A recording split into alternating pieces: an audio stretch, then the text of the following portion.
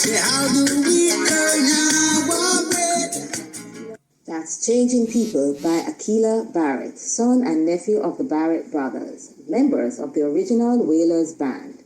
It's time for the Diaspora Junction with Donovan and Trisha. Yeah. That's right. Trisha said it's time. So get yourself together, ladies and gentlemen, as we have some bright discussion. And also we start off with Step Back Saturday. So Trisha, good evening to you. How you doing? Good afternoon, good day to your listeners. Mr. Longmore, how are you doing? I'm doing well, and we have a special guest tonight. As always, we have special guests, but tonight is a very special one. So go ahead, Trish, and do the honors. And this evening, we have Mr. Omar. Good evening, sir. Good evening, sir. Doing very well, doing very well. As usual, we'll ask our guests to introduce the Step Back Saturday topic, and we'll follow up with the formal introduction of Mr. Largie. Mr. Largie, would you like to share with us something that used to happen, what we'll say, back in the day in Jamaica that you don't find happening now?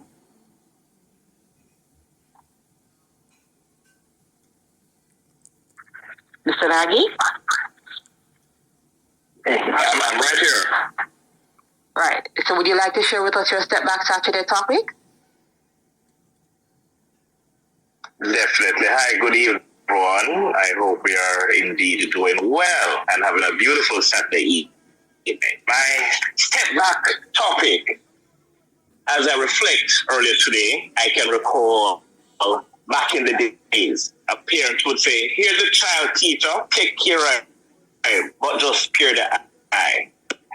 And back then, teachers were the go-to, the panacea of everything. The society trusted teachers for absolutely everything, but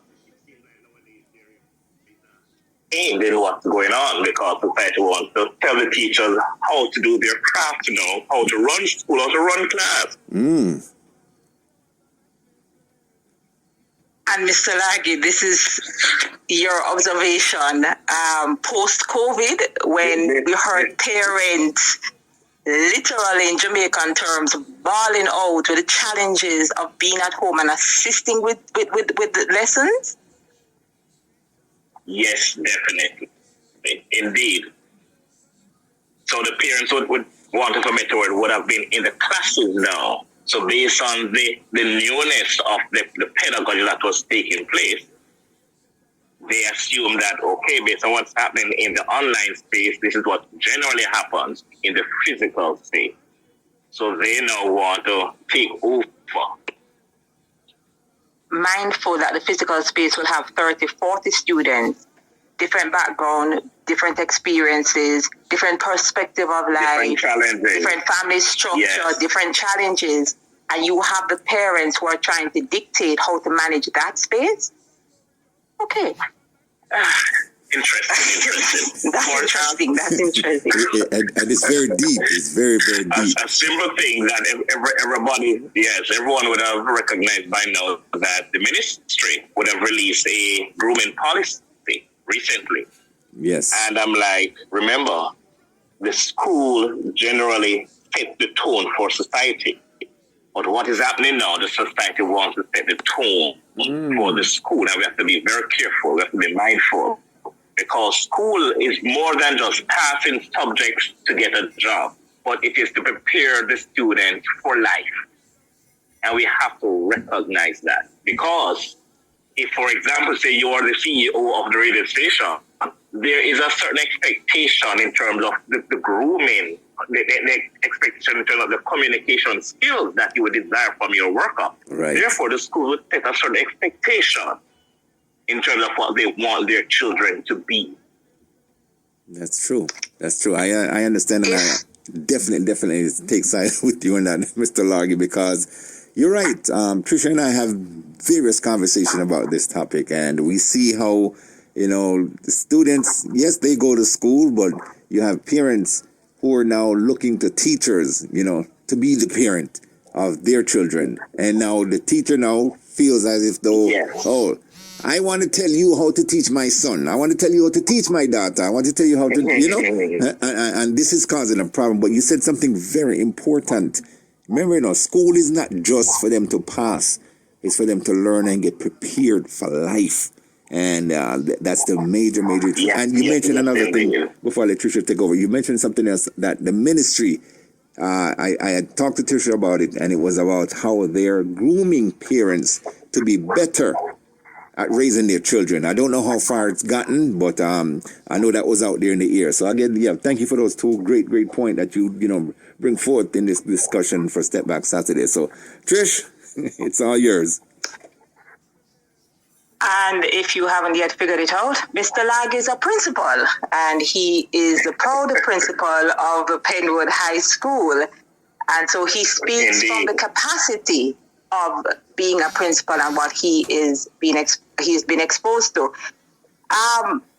We would love to continue on the conversation about attire and grooming and preparing the student. But if you don't mind, if you can share a little about where you were educated as a child and what type of environment Penwood High School is located. Interestingly, I should not have been a teacher. And it may be cliche. People normally say, teaching found them. Right. I would have started off my educational years from John Mills All-Age School. That's off Retirement Road, close to Maxfield. Rough place. And then from that, I would have gone off to Clancarty High School, another rough school. So and I would say destiny would have had it for me to end up at Penwood as a teacher back then, a very rough school. And I would have transitioned from being a teacher to a senior teacher to a vice principal and now the principal of the same school. I would have worked my way up and in a very short space of time leading the charge. So I would be able to see from where I was to where I am now, all different angles as to how I'm able to impact the students, how all the teachers themselves are able to just level up a little so that we can impact lives, because at the end of the day, nothing else matters more than the lives we are impacted. So you have the experience of functioning, operating in an inner city environment. And it's interesting, last week, actually Clark spoke about connecting with our young people in the inner city space. So basically back to the point that you made in Step Back Saturday as it relates to the conversation surrounding discipline and attire. And that is something that's happening in the public space. And is there anything else that you'd like to add to that particular conversation? Because your experience speaks volumes. Yes. It is important that we all agree that we want the students to be expressive, right? But at the same time, it must be in a controlled environment. And this is why rules, regulation, systems, structures are needed. And if there should be a change or a modernization of the rules, then a conversation must be had. And this is why we have student leaders. This is why we have the past Student Association. We have the Parent Teachers Association. We have the teachers themselves. So the conversation must be had that, okay, this is archaic now. This what we would have been doing for the last 30 years is no longer needed. So let's have that conversation to do a change. But it cannot be the outside is saying, just change it because we want it to be different. No, the conversation must be had. And based on your experience in these environments, the conversation should also be relative to the space. Yes, indeed. Because what works in I don't want to call a school name right now, but what works uptown, a traditional school. A traditional school will definitely not work at a Penwood High School. So we have to be contextual.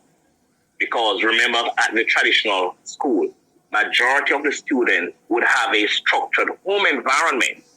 But at a Penwood High School now, majority of our students, based on our data, may be a sibling led family.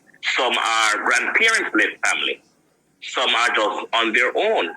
And when I say they're on their own, I literally mean they are living on their own. You know, Mr. Largie, I remembered when I had my first conversation with you and Miss McLaren. Miss McLaren at the time was the principal and you are the vice principal. And that conversation, I'm not even going to call it a meeting. That conversation, I realized the both of you, the passion that the both of you had to, and I would say have, to positively impact the students' lives at Penwood. One of the things that was shared with me in that conversation is that there are students in your space who misbehave because they're hungry. And it was also related to some of the challenges that surrounding teaching a child who is hungry. Whereas, if memory serves me well, Penwood has a kitchen where meals are prepared. But there are students amongst your population who the only meal they have for that day is the meal that they get from school. At school, indeed. Oh, and it comes back to theory. It comes back to theory, Maslow's hierarchy of need. Because if their basic needs are not met, if they are hungry, why should they focus on this thing called education? It means nothing to them. Right. Because right here and now, they are just simply hungry. So, yes, that's just even challenging to just even hear again.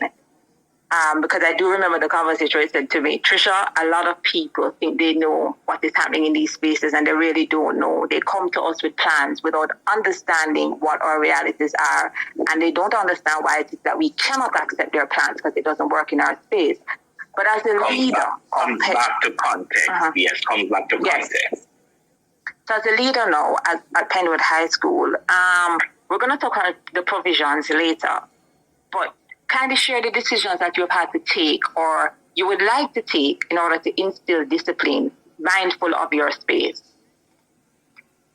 One of the first things is that I would have to be patient and flexible. Case in point, we have a system where students need to come to school on time. And it comes back to having that conversation. So one of my supervisors would have had a challenge with a particular young man. He's always coming to school late.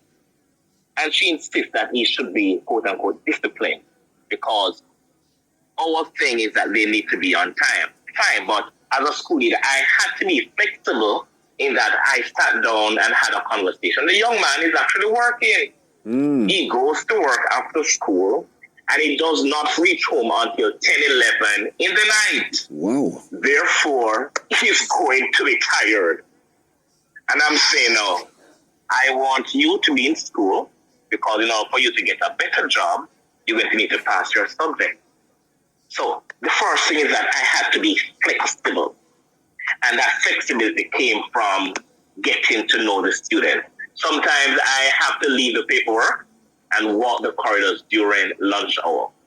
It's important for me to get to know them, get to know their names, show them respect. Again, remember, they're from the inner city and they're always in tug of war, want of a better word, because it's what they see. But when you call them by their name and you show them respect, a simple thing as good morning, Dane, good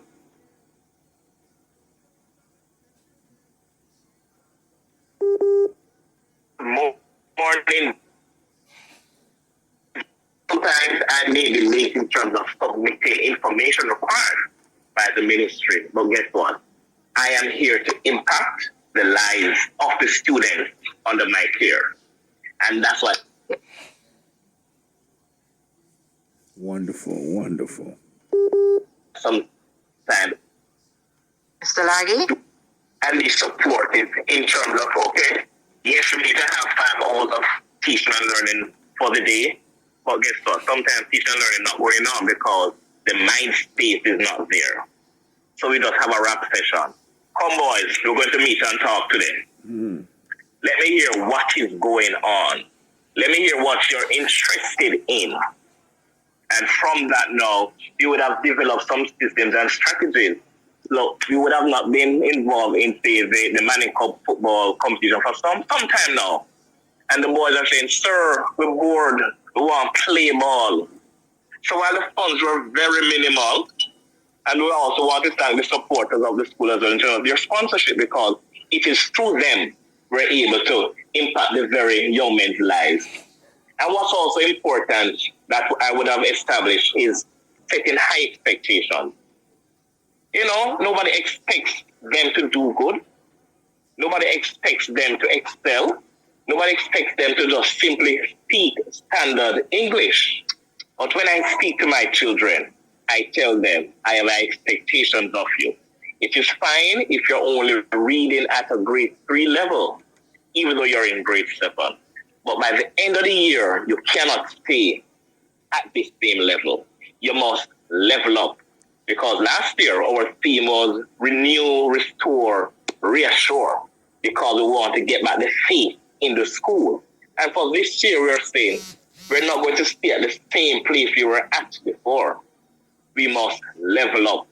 So if your grades are just at 25%, I'm not expecting you to jump to 100 in 1 year. But guess what? A 35 would suffice for now. And after you reach that 35, you definitely have to step it up some more. Mm-hmm. Or else throw the vex. Because I want the best for you. I want the best for you. I can recall an incident that happened at school recently. Because sometimes we have our school's resource officers coming in just to walk and check to make sure the discipline is intact. But the officer was basically batting up the young man.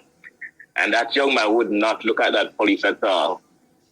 It was just the principal alone in my listened to. So when I stepped out, it's just the eye look alone, which caused him to move and shift and shuffle himself. Because these kids will be used to the police officers in their community already. And they would see the adults, how they treat them. So they think it's okay, it's the norm. But it comes back to expectation. I'm like, I don't expect that behavior from you. Do better. Go and apologize to the officer. And as he puffed and he huffed, okay, sir, I'll do that. So we have to have we have to demand expectation from them. Because remember, at the end of the day, there's nobody there looking out for them, Yeah. And sometimes we just have to be, as I said, just think about their experiences and be there for them. Yes, Trisha. Basically, you're doing what you can to change the narrative, to change the perspective of authority, whether it is you as a principal or the police officer. In the interest of time, as I said to Mr. Largie earlier, Donovan, this conversation can go on all night with him. Oh, yes, but indeed. as we spoke earlier about the provisions, I am making a call to anyone who, and I'm doing this on Mr. Largie's behalf, he's, whether he's aware of it or not, that if there's anyone who wants to do what I guess we can call adopt a child, to assist with whether it is food supplies or whether it is a meal or whether it is uniforms, because I remember 1 year I spoke with the guidance counselor and there was one student who had uniforms, but he didn't have any shoes because of the size of his feet. And it was a challenge. So he wanted to attend school, but he couldn't because he didn't have any shoes, but he had uniforms. So, if there's anybody who wants to, what we can call adopt a child, I mean, they could call the school and say, listen, I would like to help a 13-year-old who is in grade, what is that now, 8? And, grade if a child, okay, great, because I'm off track with those things. And there's something... Before you continue, what's important in terms of my role as principal is integrity. Because I understand the feeling where people believe that when resources come in the school, they're channeled elsewhere. But I can tell you, I can guarantee you, we would have received a barrel last year from I'm calling friends of Penwood. And up to this day, they are so pleased in terms of the accountability of every item. Because I'm saying I'm here for the kids. And in order to better the kids, we need help. So first and foremost is integrity. And at Penwood, this is our hallmark. And I made the call on your behalf because I have been a part of donations to Penwood, and I have received many phone calls. And who got which book and which department got which book and which teacher was jumping for joy. So I have been a part of the donations, hence my bold step to make this call.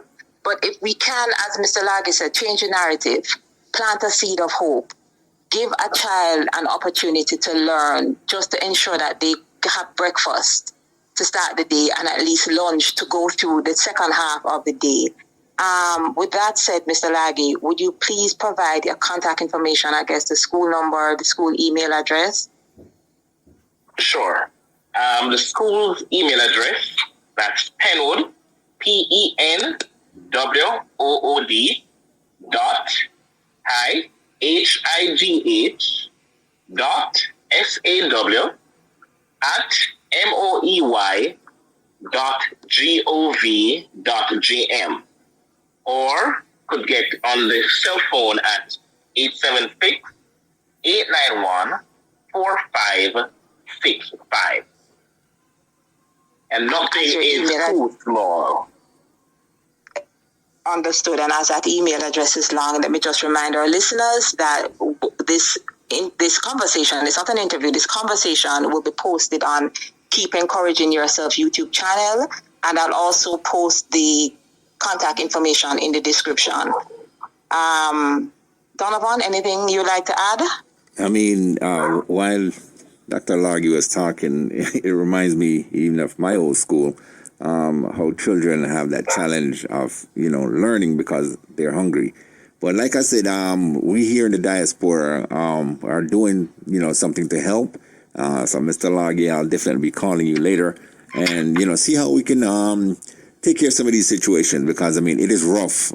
You can't always blame the child. Like you said, the young man who's getting to school late is because he works, and then you don't know about the situation he's facing getting to school. So, when you dig into it, there's more, behind the scenes. So, again, we're going to do our best to make sure that we take care of our children, take care of our future. We listen to them, and we want to make sure that they're in good hands and, have a bright future, because, they are, what Jamaica is going to end up being. And, of course, if we don't, educate them and teach them, like you said, is to teach them for life. So, again, we thank you for coming out. You will be definitely coming back on again, because Trisha had said that there's more discussion. But nonetheless, there's some subjects that we need to touch on as well, and to, carry that further on so that we can understand.